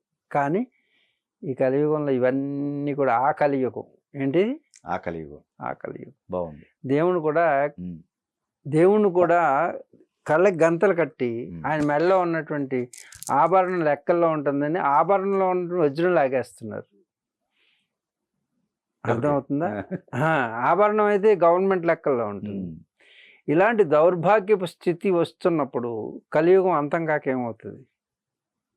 మీరు ధర్మానికి గ్లాని కలిగినప్పుడు అసలు నిజంగా పాపభీతి ఉందండి ఇప్పుడున్న మనిషిలో? ఉంటుందండి. ఎంత శాతం ఉండదు? అదే చెప్తున్నా, 99.9 పోయిందా? ఇంకా 1% ఉంది. అది కూడా ఈ 2 సంవత్సరాలు నిండిపోతుంది. నిండిపోతే 2 సంవత్సరాలు నిండిపోయిన తర్వాత ఈ 2 సంవత్సరాల విపత్తులు చూడండి మీరు. ఇప్పుడు 2 years లో ఒక ఆవృతం. ఓకే, ఒక ఆవృతం పూర్తయిపోయింది అంటే బౌల్ నిండిపోయింది. ఆవృతం అంటే ఎంత వస్తుందండి? ఆవృతం అంటే మీరు ఎంత త్వరగా పూర్తి చేసుకుంటే అంత. చుక్కలు ఎక్కువ వేసారనుకోండి, తప్పులు ఎక్కువ చేశారనుకోండి, త్వరగా వచ్చేస్తుంది. ఓకే, ఇప్పుడు గతంలో ఒక 1000 సంవత్సరాల తర్వాత ఒక ఆవృతం వచ్చింది అనుకోండి, తర్వాత ఏమో ఒక 500 సంవత్సరాల్లో వచ్చింది అనుకోండి, తర్వాత జనం ఆలోచనలు ఇంకా ఫాస్ట్ పెరుగుతుంది. టెక్నాలజీ కూడా మీకు ఎంత ఫాస్ట్ పెరుగుతుంది చూడండి. ఒక టెక్నాలజీని మీరు ఇంప్లిమెంట్ చేసేసరికి రెండో టెక్నాలజీ అది బిగించి లోపల వచ్చేస్తుంది. కరెక్ట్. అంటే ఫాస్ట్నెస్ పెరుగుతుంది అనమాట. ఓకే. అలాగా పతనావస్థకి చేరినటువంటి పైనుంచి పడిపోతున్న రాయి మొట్టమొదటి ఉన్న స్పీడ్ కిందకు వచ్చేసరికి స్పీడ్ పెరిగిపోతుంది. అలాగే కాలచక్రంలో కూడా ధర్మాధర్మాలు కూడా పెరిగిపోతాయి. మనం ఎంతగా చూస్తున్నాం ఇదంతా. ఏంటి ఎంత చెడిపోతుంది, ఏంటి రోడ్డు మీద బరి తెగిస్తున్నారు, ఆడది భర్త ఎదురుగానే నువ్వు నీ ఇష్టం చేసుకో, నాకు ఇతనంటే ఇష్టం అని చెబుతుంది. ఏంటిదంతా? మీ ఛానల్లోనే చూడండి, మీ ఛానల్లో ఇంటర్వ్యూలో చూడండి. ఆయన అంటే నాకు ఇష్టం, ఈయన నా భర్త, ఉంటే ఇద్దరు ఉండమని, లేకపోతే ఇతను వెళ్ళిపోమను అంటది. అదేంటి అది? ఇది ఏమైనా ఉందా? ఏం చేయగలుగుతారు మీరు? ఏం హోప్లెస్ అనమాట. నా ఇష్టం అంటుంటే భర్తని ఎదురుగా ఇంకొక భర్తని తీసుకొచ్చి వీడంటే ఇష్టం, నువ్వు ఉంటే ఉండు, నువ్వు భర్తగా, ఇతను ఎవరంటే ఇతను భర్త, మరి ఈడెవరంటే నాకు ఇష్టమైనవాడు అంటది. అది అసలు మనం తల తిరిగిపోతుంటుంది మనకి. అంటే ఇలాంటి స్థితిని కూడా ఎదుర్కొని చివరికి వచ్చింది ఇక్కడ నుంచి ప్రకృతి హ్యాండ్ ఓవర్ చేసుకుంటుంది. నేచర్. నేచర్ సమాధానం చెప్తుంది. నేచర్ అనేది మీరు చూడండి, మొదటి హెచ్చరిక, రెండో హెచ్చరిక, మూడో హెచ్చరిక చేస్తూనే ఉంది. అర్థమైందా? చక్కగా భూమి ఇలా అంటుంది. మీకు చెప్పాను పోయిన నెలలో, 2 నెలల క్రితం మీకు చెప్పాను, మే నెలలో వర్షాలు వస్తాయని. అది ఫోర్కాస్ట్ కాదు, జస్ట్ ఏదైతే వ్యతిరేకంగా వస్తున్నాయో ఇవన్నీ సూచనల కింద తెలుసుకోండి. ప్రళయాల కింద సూచనలు, ముందు ప్రళయానికి సూచనలు. అంటే ప్రళయం అంటే 4,32,000 సంవత్సరాలు వచ్చే సైకిల్ కాదు, ఇది మినీ సైకిల్స్ అన్నమాట. అర్థమవుతుందా మీకు? 4,32,000 సంవత్సరాలు ఉంది అని గతంలో మీకు చెప్పాను. ఇప్పుడిప్పుడే కలియుగంతం కాదని. ఇప్పుడేంటి కొత్తగా చెబుతున్నాడు అని అనుకోవచ్చు గత ప్రేక్షకులు. కానీ మినీ ఆవృతాలు అనమాట. ప్రతి చిన్న చిన్న వాటికి ఒక ధర్మం అంతమవుతున్నప్పుడు రీసైక్లింగ్ చేస్తుంది, రీసెట్టింగ్. అది నేచరే తీసుకుంటుంది. బయలాజికల్గా మీరు ఈ ఫోర్సెస్ అన్నిటినీ కూడా నేచర్ ఏం చేస్తుందంటే ఒక ఆర్డర్లోకి బ్యాలెన్స్ తెస్తుంది. మనకు వసంత ఋతువు లాగా. ఇప్పుడు అన్ని వృత్తులు ఎలా వస్తున్నాయి? బాగా ఎండలు కాసినాయి అనుకో, బాగా వర్షాలు పడతాయి. వర్షాలు బాగా పడింది అనుకో, వెంటనే ఎండలోకి తీసుకెళ్తావు. ఈ తేమను చలిగా మార్చి నెమ్మదిగా ట్రీట్మెంట్ ఇస్తుంది. అందుకే ప్రకృతి మాత అన్నారు. తల్లి ఏ సమయంలో ఏ పండునివ్వాలి అది బాగానే చేస్తుంది, మనమే చెడగొడుతున్నాం. అందుకని ఈ ప్రకృతి ఏం చేస్తుంది అంటే, వీళ్ళందరూ పిచ్చోళ్ళు ఉన్నారు, ఈ పిచ్చోళ్ళని తీసేసి మంచోళ్ళని ఉంచుకుందాం అని చెప్పి ఏం చేస్తుంది, పెద్ద 60 అంతస్తుల బిల్డింగ్ ఉంది. ఎందుకు దానికి పిచ్చా? ఇంత స్థలం ఉంది, అర్థం. మీరు పైన ఫ్లైట్లో చూడండి, ఒకే చోట ఇరికిరికిరికిరి ఇక్కడే ఉంటారు. అసలు ఏమైనా ఉందా? హైదరాబాద్లో చూడండి ఎంతంత స్థలాలు ఉంటాయో. కానీ మనకి ఎలా కనపడుతుంది హైదరాబాదు? అదేదో పురుగులు పుట్టలా కనపడుతుంటుంది, కదలలేము. ప్రకృతి ఇంత విశాలమైనటువంటి జగత్తుని మనకు అందిస్తే ఒక చోట చేరి మనం పాడు చేసుకుంటున్నాం. కాబట్టి ప్రకృతి దీని అంతటిని మళ్ళీ ఒకసారి సజా అంటే దానికి ఒక శిక్ష వేసి శిక్షణ ఇస్తుంది. అంతా కూడా సాఫ్ చేసి చూడండి. న్యాచురల్ కలామిటీస్ ఎలా వస్తాయంటే 70 కిలోమీటర్లు 100 కిలోమీటర్ల వేగంతో మన చైనాలో వస్తే మనుషులు ఎగిరిపోయారు. మనుషులు బయటకు రాకుండా బోర్డులు పెట్టారు చైనాలో. నేను అదే చెప్పాను, చైనా లాగా చైనాలో జరుగుతుంది అని మొన్న వచ్చినప్పుడు చెప్పి వెళ్ళాను కదా, వైజాగ్లో మనకు వచ్చింది. ఇక్కడ హుద్హుద్ అనేది ఇంకా వేగంతో 450 కిలోమీటర్ల వేగంతో 400 నుంచి 450 వరకు రావచ్చు రాబోయే రోజులు.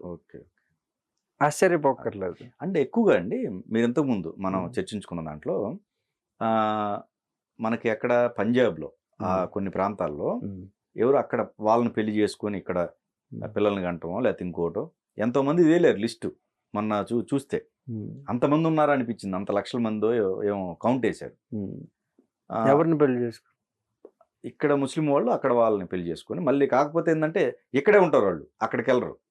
ఇలాంటిది ఏదో ఒకటి అది కాశ్మీర్లో జరిగింది. కాశ్మీర్లోనా? కాశ్మీర్లో జరుగుతూనే ఉంటాయి. ఇక్కడ కూడా ఉన్నారండి చాలా మంది, ప్రతి చోట ఉంటారు. ఇప్పుడు హైదరాబాద్ లోనే ఉంటారు. వీళ్ళు పాకిస్తాన్ నుంచి పెళ్లి చేసుకుంటారు. పాకిస్తాన్ వాడికి ఇక్కడ పిల్లలు కనేస్తారు. ఒక డజన్ మంది 20 మందో ఆ దేశం వెళ్తాడు. ఆ దేశంలో 2-3 చేసుకోవచ్చు వాళ్ళు. ఇప్పుడు ఫర్ ఎగ్జాంపుల్ జ్యోతి మల్హోత్రా లాంటి వ్యక్తులు కూడా మరి తను ఏమనుకోవాలి? లవ్ జిహాద్ అనుకోవాలా? లవ్ జిహాద్ కాదు ఇది, ఓ మనిషిలో ఉన్నటువంటి లోపత్వం, ఉమ్, అంటే ధనం మీద వ్యామోహం, లగ్జరీస్ మీద వ్యామోహం, ఏ, అనేక రకాల కామం, క్రోధం, లోభం, మోహం, ఇవన్నీ కూడా అవి ఉండవని అందరికీ తెలుసు. అందుకే నాది నాది అన్న భూమి పక్కున నవ్వు, అంటే ప్రతి ఒక్కరు ఈ భూమి నాదండి, ఈ స్థలాలు మావి అంటుంటాడు. నిజానికి ఆ వ్యక్తి వెళ్ళిపోతూనే ఉంటాడు, ఈ భూమి ఇక్కడే ఉంటుంది, ఎంతమంది మారుతారు. ఆ, అందుకే ఆవిడ నవ్వుతుంది, నాది నాది అన్నాడు వాడు ఎప్పుడో కూడా వెళ్ళిపోయాడు, నాది నాది అన్నవాడు నాలోకి వచ్చే పడుకుంటాడు. ఏంటి ఆఖరికి ఉమ్, ఈ నాది నాది అంటాడు, Yeah. వాడు వెళ్ళిపోయి దాంట్లోనే పడుకుంటాడు, 6 అడుగుల్లోను లోపల తనలో కలిసిపోతాడు. అంతే కదా, అవును. అర్థం, ఎవరైనా సరే ఉమ్, నాది నాది అన్న భూమి పక్కున నవ్వు, దానహీనుని చూసి ధనము నవ్వు. చూడండి, కట్ల కట్ల కంటైనర్లన్నీ పోగు చేసుకున్నారు, ఎక్కడికి వెళ్ళిపోయినాయి కంటైనర్లన్నీ? ఈరోజు మీరు బాధపడడానికి ఈ ఉభయ రాష్ట్రాల్లో కూడా, ఈ దేశంలోనూ కట్టలన్నీ కూడా, నోట్ల కట్టలన్నీ బంగారంగా మారిపోయే బంగారం ఒక దీవిలోకి వెళ్ళిపోద్ది. ఎక్కడ? ఈక్వడార్ దగ్గర దీవిలో ఉంటాయి, ఆ దీవిలోకి ఆ కింద గర్భంలో పెట్టేస్తాడు. చూడండి ఎంత దౌర్భాగ్యమైన ఆలోచన విధానం. మీరు జగన్ గారి దగ్గరికి వెళ్ళినట్టున్నారు. Not only Jagan, not only Jagan. Jagan అని నేను ఎందుకు పేరు పెడతాను? మనిషి. Okay, okay. జగన్ అని ఎందుకు అనాలి? మనుషులు, మనుషులు చేసే పనులు ఇది. అందుకే అంటుంది కథన కుతూహలం చూసి, అర్థమైందా? కాలము నవ్వుతుందట. అంటే ఆ రాజు, నేను ఇంత పెద్ద రాజుని, అక్బర్ని, బాబర్ని, అశోకుడిని, ఇలా ఎంతమంది రాజులు. కరెక్టేనండి. మీరు మనం చరిత్ర చదువుకొనే వస్తున్నాం అందరం కూడా, ఆ, కానీ మళ్ళీ అదే తప్పిదాలు చేస్తున్నారు. అరే ఇది సహజమండి. ఓకే. ఇది పరిణామ దశ అండి. మీరు చచ్చిపోతారండి. మీ తాతగారు చనిపోయారు, మీ తండ్రి గారు ఏమైనా ఆగారా? చనిపోతాం అనుకున్నారా? వినండి. ఈ డబ్బు ఏదైతే ఉందో, మనిషి యొక్క ఆలోచన సరళి అలాగే ఉంటుంది. ఓకే, ఉండాలి కూడా అంటారా? ఉండకపోతే క్షీణం ఎక్కడ వస్తుంది? నాశనం ఎలా వస్తుంది? అప్పుడు తప్పలేదు. అందుకే మీకు చెప్పారు, ఎప్పుడైతే భగవద్గీతలో శ్లోకం చూడండి, ఎప్పుడైతే ధర్మానికి గ్లాని కలిగిందో అప్పుడే నేను వస్తాను అన్నాడు. ఒక ఆయన నా దగ్గరకు వచ్చి, ఏంటంటే మీరు నువ్వు తాగుతున్నావు అంటే, తాక్కరా బాబు అన్నాను. గురుగారు తాగితే ఏమైపోతుందండి, ఆనందంగా ఉంటుందో అనుభవిస్తున్నాం అన్నాడు. తాగితే అప్పుడు ఆనందంగా ఉంటుందరా, నీ ఒళ్ళు చెడిపోతుంది. ఒళ్ళు చెడిపోతే ఏమవుతుందండి అన్నాడు. అంటే చనిపోతావు, మీరు చనిపోరా అన్నాడు. ఓకే, నువ్వు చనిపోతారు, మీరు చనిపోతారు. మీరు నేను తాగి తాగి తాగి అని చనిపోతాను, మీరు గీత గీ అని చచ్చిపోతారు. అంటే తాగి గీత రెండు అంతే, మీరు చచ్చిపోతారు, నేను చచ్చిపోతారు. అరే కాస్త నేనే ముందు చచ్చిపోతాను, నాకు హాయిగా ఉంటుంది, మీరే తర్వాత చేస్తారు, తీసుకుని మరి లాజిక్ సరిపోతుంది. లాజికల్గా మాట్లాడితే గీత తాగి, నేను తాగి తాగి తాగి తాగీత చస్తాను నేను, మీరు గీత గీత గీత అని చస్తారు. ఇంతకీ రెండింటికి తేడా ఏం లేదు, మీరు చస్తారు, నేను చస్తాను. కాకపోతే ఏంటంటే ఈ చావుకి ఆ చావుకి తేడా ఉంటుంది. వాడు బాధను అనుభవిస్తూ చస్తాడు, వీడు తేలిగ్గా చస్తాడు, అంతే. రెండింటిలో పెద్ద తేడా లేదు. కాకపోతే జన్మకు కారణం అవుతుంది మన యొక్క ఆచార, ఆహార, విహార అలవాట్లు. కాబట్టి ప్రతి ఒక్కరు చేస్తాడు, కానీ అనుకునేది అనుకుంటాడు, వాడి చేస్తాడు అనుకుంటాడు. మనకి అన్ని అనుభవాలు ఉన్నాయి. తప్పు చేస్తే దాని శిక్ష ఎలా ఉంటుంది, తాగితే దాని అనుభవం ఎలా ఉంటుంది, ప్రస్తుతానికి బాగుంటుంది, తర్వాత కుటుంబాలు, తర్వాత పిల్లలు, తర్వాత తరాలు ఏమవుతున్నాయో చూస్తున్నారు. కానీ వీక్నెస్ తాకుండా ఉండలేకపోతున్నాడు. కాబట్టి ప్రతి ఒక్కరికి ఇది సహజమైనటువంటి మాయాతుల్యమైనటువంటి జగత్తులో ఇవన్నీ జరుగుతుంటాయి. దాని నుంచి అవేర్ అయ్యి నువ్వు మనిషిగా జీవించడానికి చేసే ప్రయత్నం పేరు సాధన. దాన్ని చెబుతున్నాయి. కానీ పెద్ద స్వామీజీ అయిన తర్వాత మరింత పెద్దోడిని అయిపోవాలనుకుంటాం. ఇది మామూలు మనిషి చేసే పని స్వామీజీ చేస్తున్నాడు. పెద్ద ఆశ్రమాన్ని కట్టుకోవాలనుకుంటాం. అరే ఆధ్యాత్మికత అంటే అన్నీ వదులుకుంటూ రావడం. నాకు 4 కార్లు ఉన్నాయనుకోండి, 2 కార్లు చేసుకున్నాను. 2 కార్లు చేసుకునేది ఒక కారు చేసుకున్నాను. ఆ ఒక్క కార్‌ని 2 కార్లు చేసుకున్నాను. ఏంటి? అదే. ఇప్పుడు అన్ని కార్లు నావే. ఇప్పుడు చూడండి, నేను తీసుకొని తిరుగుతున్న కార్లన్నీ హైదరాబాద్‌లో, అవి నేను కొనుక్కోవాలంటే కొనుక్కోలేను. ఏంటి? అదే. రైట్. అంతంత పెద్ద కార్లు కోట్లతోటి. అన్ని కార్లు నావే అయినాయా? వాళ్ళవే అయినాయా? వాళ్ళవే గానీ నేను ఇప్పుడు అలాగా అన్ని చోట్ల తిప్పుతూ కార్లున్నాయి. కిందున్నాయి. ఎవరిది? ఆ ఓనర్‌ది కాదు. ఇప్పుడు ప్రస్తుతం నేనే ఓనర్‌ని. ఓకే. కానీ పెట్రోలు అన్నీ వాళ్ళయి. చూసారా? ఆ.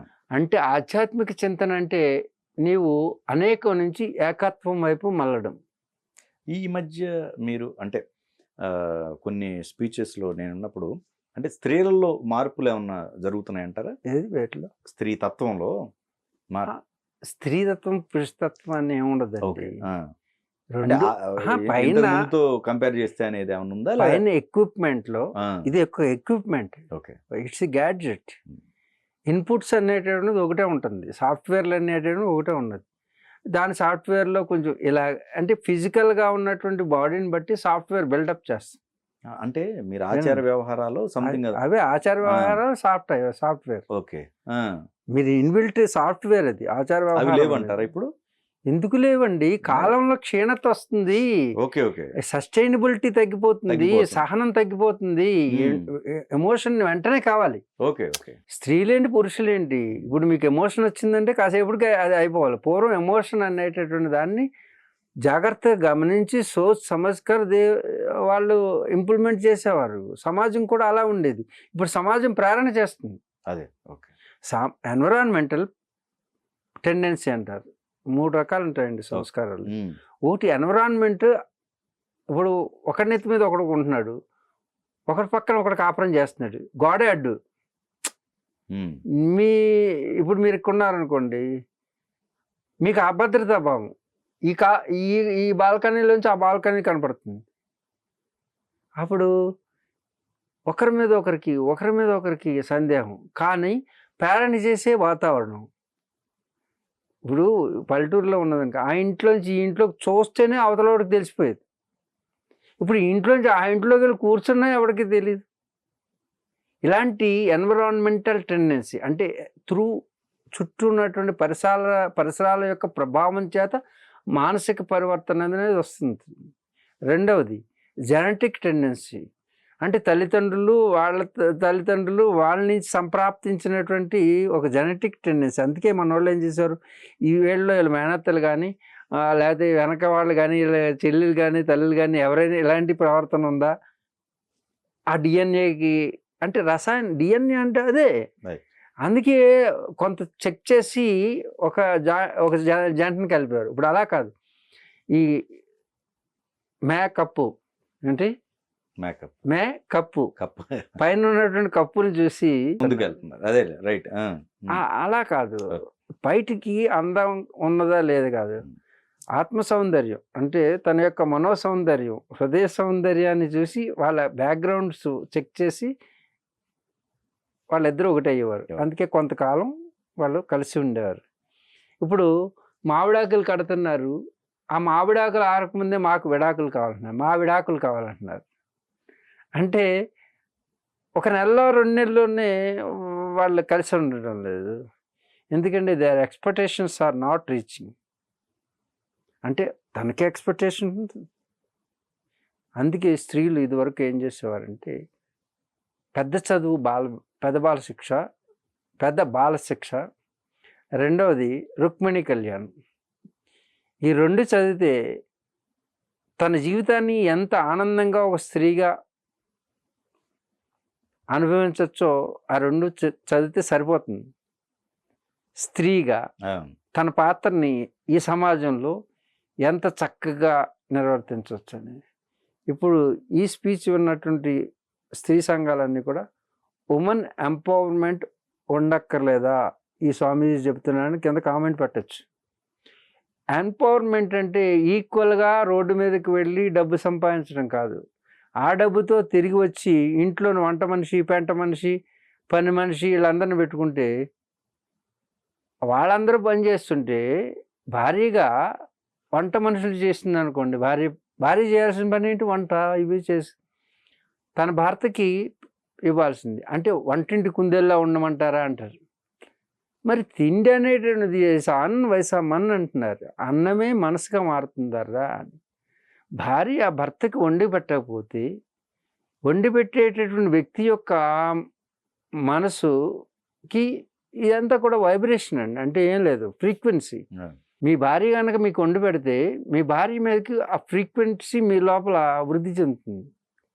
ఎవరో వండి పెట్టింది తిన్నారనుకోండి, ఈ ఫ్రీక్వెన్సీ అనేది చేంజ్ అవుతుంది. తద్వారా అక్రమ సంబంధాలు ఇలాంటివన్నీ కూడా వస్తున్నాయి అని ఒక సర్వే. అది కరెక్టే కూడా. అంచేతే మనకి చాలా అడ్వాన్స్ సైన్స్ ఉందండి. వాటిని ఆచారాలు సాంప్రదాయాల రూపంలో పెట్టారు. అవి అందక ఇవి మూఢనమ్మకాలు అంటున్నారు. వాటి మీద రీసెర్చ్ చేస్తే అందుకే ఒక టెండెన్సీ ఎన్విరాన్మెంట్, రెండో టెండెన్సీ జెనెటిక్, మూడో టెండెన్సీ ప్రీవియస్. మీ శరీరం పోయినా మీ సాఫ్ట్వేర్ పోదు. అయితే ఇక్కడ మీరు కొన్ని విషయాల్లో మంచికెళ్ళారు.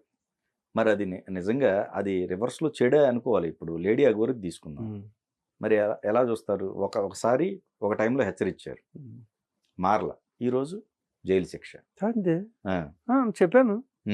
నువ్వు జైలుకి వెళ్తావు చెప్పాను, జైలుకి వెళ్తుంది అంతే. ఇప్పుడు ఎవరైనా సరే మంచి మార్గంలో వెళ్తున్నాను అనుకో, వాళ్ళు మంచి. ఇప్పుడు నేను చాలామందిని మీకు తెలియకుండానే ఇప్పుడు మీకు టీవీలో కనపడే వాళ్ళని చాలామంది సంస్కరిస్తానికే చూస్తుంటాం. అవును, మీరు మంచిగా చెప్పారు. ఇప్పుడు ఏ కేసు అయినా చివరికి నా దగ్గరికి వస్తుంది. ఎందుకంటే ఇప్పుడు కరెక్ట్ డెసిషన్ తీసుకుంటాం, తయారు చేస్తాం. ఇప్పుడు సనాతన ధర్మానికి ఎవరు మీకు చెడ్డ పేరు రాదండి? నాకెందుకు చెడ్డ పేరు? మీ ఏదైతే ఉన్నారో వాళ్ళందరికీ చెడ్డ పేరు అనేది రాదు. ఎందుకంటే వేసిన ప్రతి మిస్సైలు వెళ్ళి ఆ లక్ష్యాన్ని చేరుతుందని అనుకోకూడదు, ప్రతి బాణం. కానీ చేరాలనుకోవడంలో తప్పులేదు. నేను చేరాలనుకున్నాను కానీ అది చేరలేదు. కాబట్టి ఆ చేరలేనటువంటి దోషం కూడా నాదిగా నేను స్వీకరిస్తాను. నేను స్వీకరించాను కదా, ఎదురుగానే చెప్పాను. దానికి శిక్ష కూడా ఉంటుంది అన్నాను. నేను శిక్ష వేయకుండా వెళ్ళిపోయింది. ఈరోజు కూడా ఎవరైనా సరే తను నడుస్తుంటే వెనక నేను ఉన్నాను మేము ఉన్నాం కొందరు అనేటటువంటి సౌండ్ వచ్చింది. ఈ సౌండ్ హిమాలయాల వరకు ఉండేది. ఎప్పుడైతే స్వతంత్రంగా మీరు వ్యవహరిస్తున్నారో అప్పుడు అదే అనుభవించాల్సింది.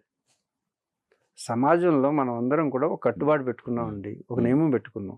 మనమే ఉల్లంఘిస్తే సమాజంలో శిక్ష తప్పదు. అది నేనైనా మీరైనా ఇంకొకరైనా. అందుకే శిక్షను అనుభవించడం అనేది సహజమైన ధర్మం. అది నాకెందుకు చెడ్డ పేరు? ఆ రోజు నేను చెప్పాను కదా, నీవు ఇలా ప్రవర్తిస్తే చట్టం తన పని తాను చేస్తుంది.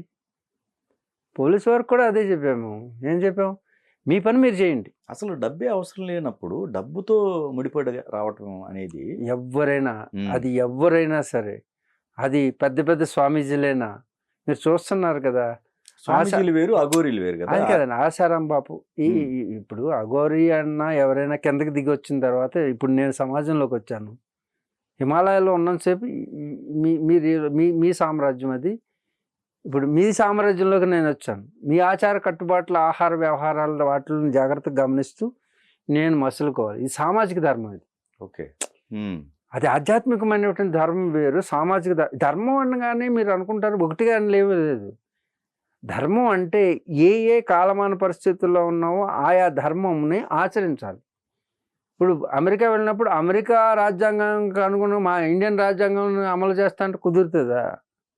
అందుకు కాలమాన పరిస్థితులను బట్టి. అందుకే ఇవన్నీ తెలియక కన్ఫ్యూజ్ అయిపోతున్నారు. మీరైతే ముందే హెచ్చరించారా?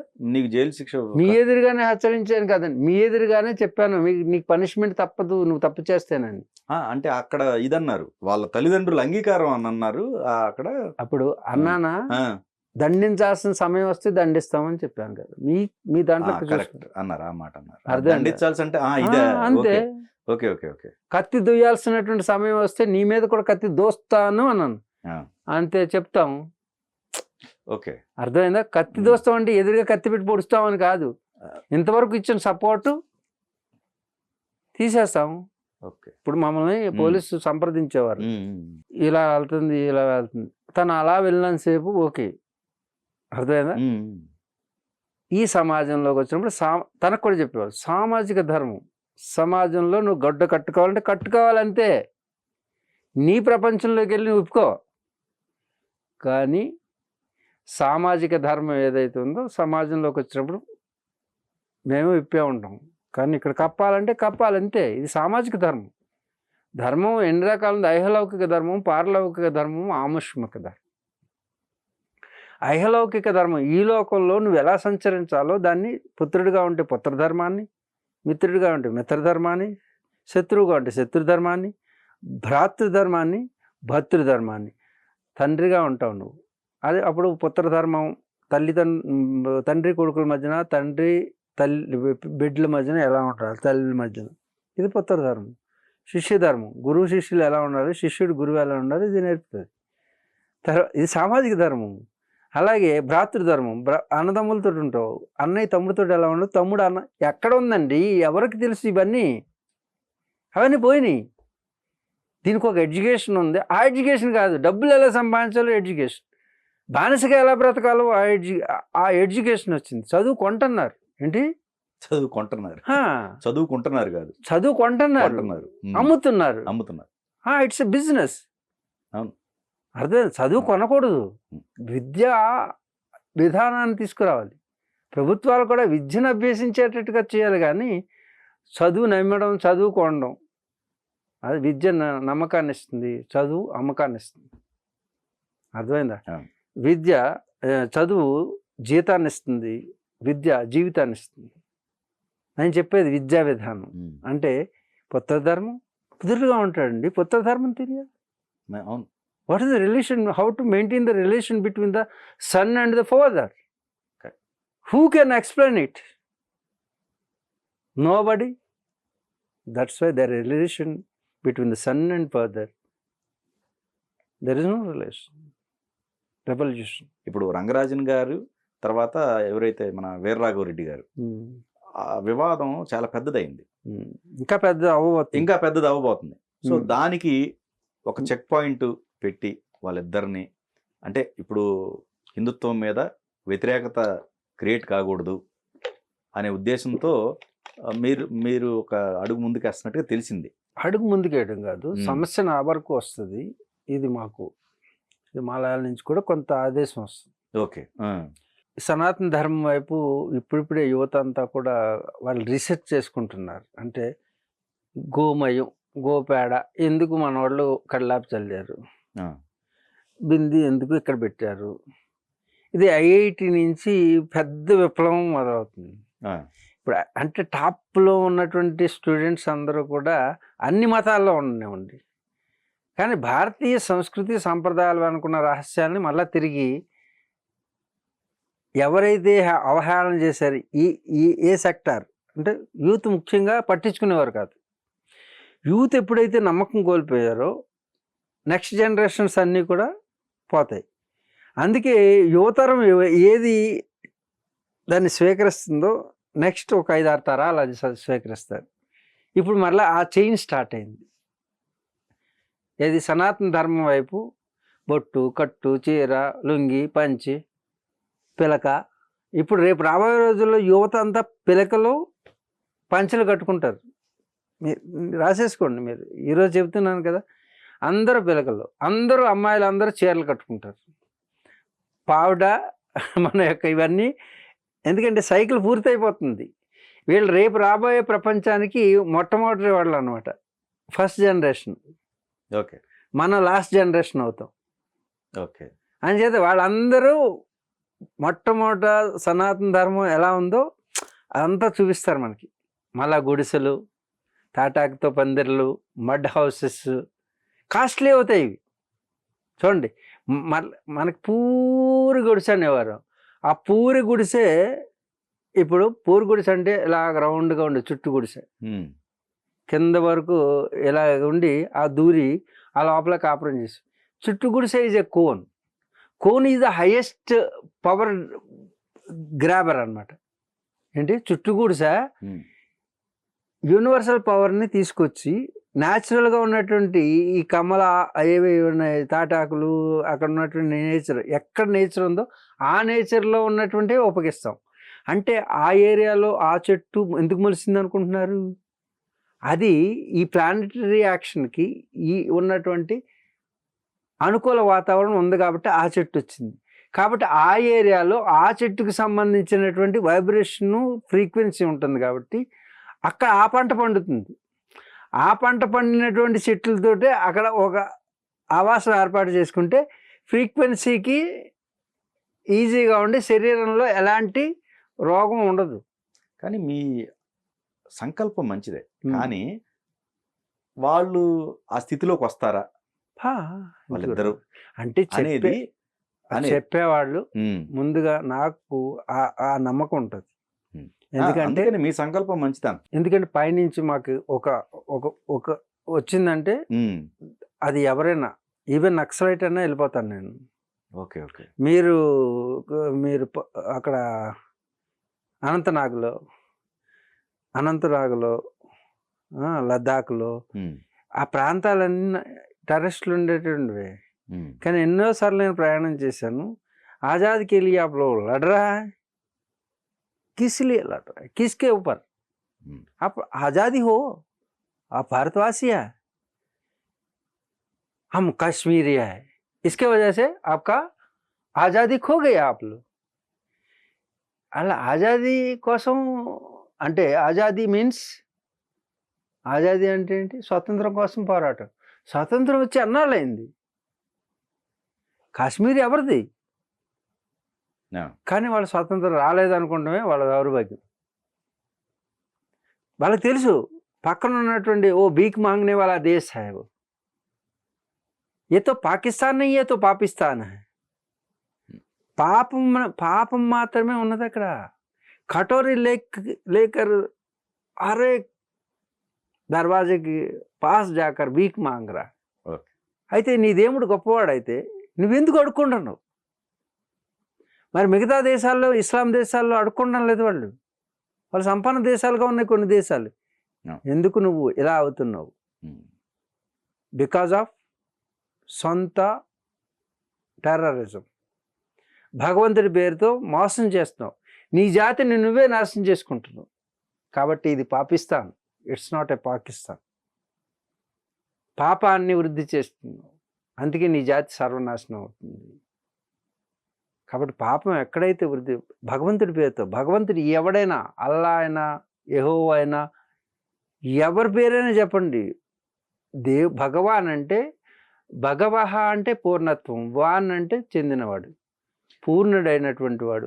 దైవం అంటే దివ్యత్వం ఉన్నటువంటి వాడు, అంటే ఒక లైట్. కానీ ఇక్కడ ఈ విషయంలో చాలా సెన్సిటివ్ కదా. మీరు ఎవరిని సమర్థించినా ఇంకొకరు కోపం ఎవరు రావచ్చుగా, వచ్చే అవకాశం ఉంటుంది. అవన్నీ కూడా ఉంటాయండి.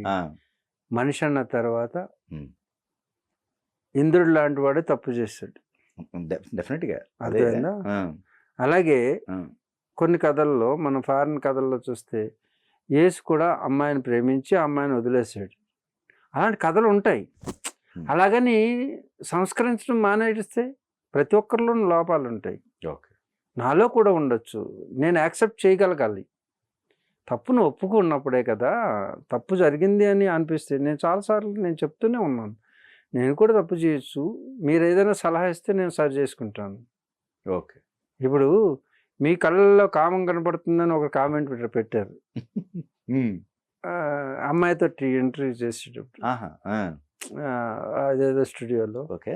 నేను అమ్మాయిని నేను అడిగాను, నీకు ఆ ఫీలింగ్ ఏమైనా కలిగిందా, లేకపోతే నేను నిజంగానే నా కళ్ళల్లో అదేమైనా ఉందా అని అడిగాను. సరి చేసుకుంటానమ్మా, నీకు ఒకవేళ అనిపిస్తే, అవతల వాడు కనిపించినప్పుడు నీవు దాని విక్టిమ్ నువ్వే కదా. రైట్. అవును, నువ్వే కదా అడిగారు. ఇఫ్ భావన కలిగిందా, నేనేమి విశ్వామిత్రుడి కంటే గొప్పవాడిని కాదు కదా, కలిగి ఉండొచ్చేమో, అవతల వాడు నన్ను హెచ్చరిస్తున్నాను, అందుకే అది విమర్శ కాదు, నన్ను నేను పరామర్శ చేసుకున్నానికి ఒక అవకాశం కల్పించాడు, కాబట్టి వాడికో నమస్కారం అనే సంస్కారం మనకు రావాలి. ఓకే. అది అవతల వ్యక్తి గొప్పవాడా, యువతల వ్యక్తి చిన్నవాడా కాదు, ఇద్దరిలో లోపం ఎక్కడుంది.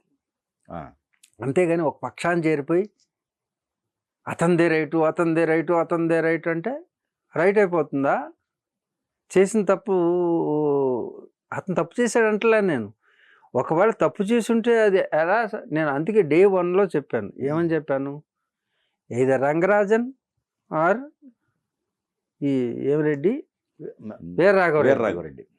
వీరిద్దరూ కూడా సనాతన ధర్మం కోసమే పోరాడుతున్నారు. అవును. వాళ్ళ వెర్షన్ ఒకటే, లక్ష్యం ఒకటే. రైట్. కానీ విభేదం ఎక్కడొచ్చింది, ఎందుకు వచ్చింది అనేది కులం గోత్రాల మీద వెళ్తున్నాడు. కులాల మీద వెళ్ళడం ఎంతో, గోత్రాల మీద వెళ్ళడం కూడా అంతే తప్పున్నాడు. అది నిర్ణయించాల్సింది మీరు కాదు. ఆగమశాస్త్ర పండితులైనటువంటి వాళ్ళు ఇద్దరిని కూర్చోబెట్టి ఎక్కడ లోపం వచ్చిందో ముందు పెద్దలు నిర్ణయిస్తారు. అప్పుడు ఎవరిది దోషం ఉన్నదో, ఎవరిది తప్పు ఉన్నదో వాళ్ళని శిక్షిద్దాం. అప్పటి వరకు వేచి ఉండండి అని అప్పుడు చెప్పి నేను హిమాలయాలు వెళ్ళాను. ఓకే. అర్థమైందా? ఇప్పుడు వచ్చాం కాబట్టి మరలా ఒకసారి ఇద్దరిలో ఏ దోషం ఉందో. ఇప్పుడు ఏమవుతుంది, ఇప్పుడిప్పుడే సనాతన ధర్మానికి వీళ్ళందరూ రీసెర్చ్ చేసుకుని పంచగవ్యాలు అంటే ఏంటి, గోవు ప్రొడక్ట్స్ ఏమున్నాయో, ఇవి లోకానికి ఎలా ఉపయోగపడుతుందో ఐఐటి లెవెల్లో మన పిల్లలందరూ రీసెర్చ్ చేసుకుని అన్నిటి వెనక ఒక మహత్తరమైనటువంటి బృహత్తరమైనటువంటి ప్రణాళికబద్ధమైనటువంటిది సైన్స్ ఉంది. ఆ సైన్స్ని సెంటిమెంట్ రూపంలో అందిస్తే దేవుడు ఇవన్నీ రూపంలో ప్రతి ఒక్కడు చేస్తాడు. కళ్ళాపి వేయమంటే ఎందుకు వేస్తాడు? కళ్ళాపి వేస్తే భూమికి రేడియేషన్, యాంటీ రేడియేషన్ వస్తుంది. అంటే రేడియేషన్ ఏదైనా ఉందనుకోండి, అణుధార్మికమైన శక్తి ఇంట్లోకి వెళ్లకుండా, క్యాన్సర్లు రాకుండా ఆపుతుంది.